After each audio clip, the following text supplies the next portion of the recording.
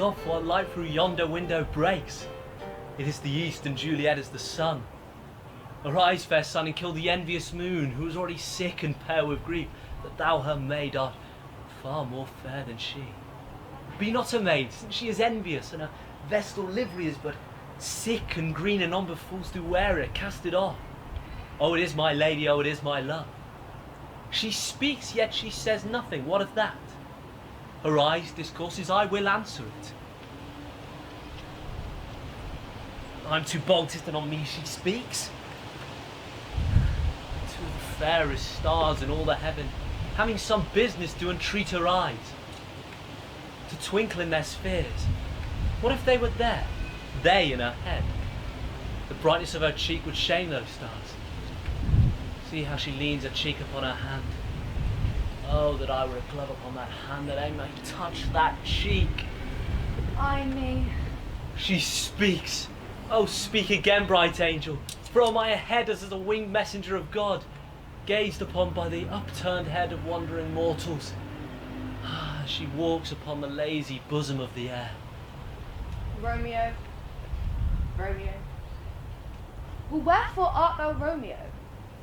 Deny thy father and refuse thy name. Or, if thou wilt not, be but sworn, my love, and I'll no longer be a Capulet. Shall I hear more, or shall I speak at this? 'Tis thy name that is my enemy. Thou art thyself, though not a Montague. But what's Montague? 'Tis nor hand, nor foot, nor arm, nor face, nor any other part belonging to a man. Be some other name. But what's in a name? That which we call a rose by any other name is fairly sweet. So Romeo would, were he not Romeo called, retain that dear perfection which he owes about that title. Romeo, doff thy name, and for that name, which is no part of thee, take all myself. I'll take thee at thy word.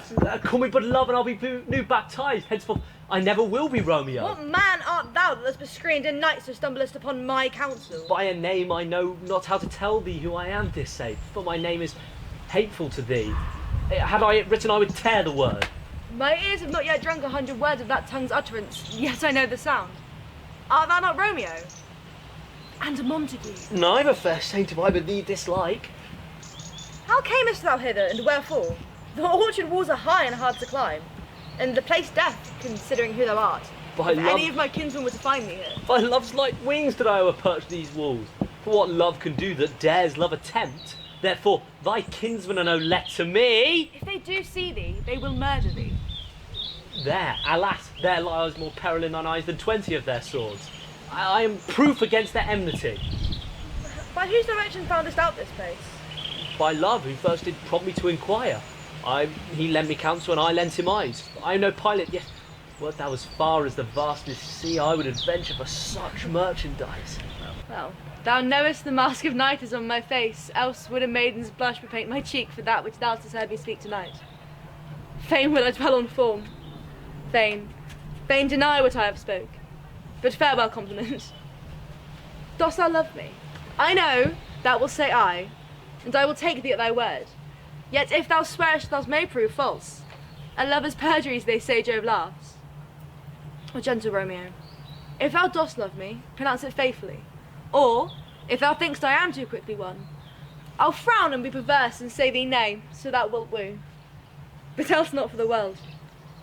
In truth, fair Montague, I am too fond, and therefore thou mayest think my behaviour light.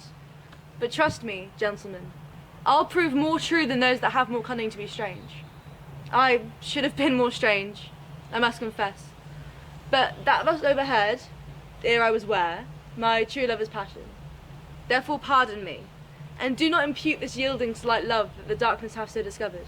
Lady, by yonder blessed moon, I swear by silver all these fruit tree tops. Do not swear by the moon, the inconstant moon that monthly changes her circled orb, lest thy love prove likewise variable.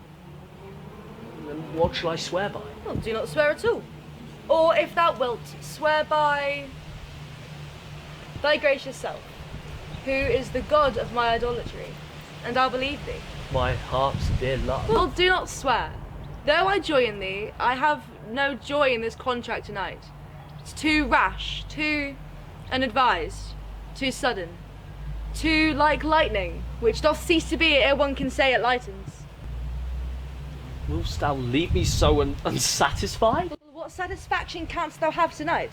The faithful exchange of one's love's vow for mine. I gave thee mine before thou didst request it, and yet I would it were to give again.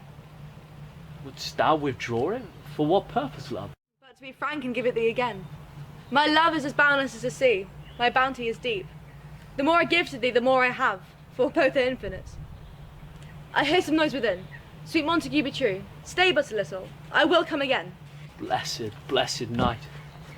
Being not the night, I'd feared it was a dream, too flattering sweet to be substantial. 3 words, dear Romeo, and good night indeed.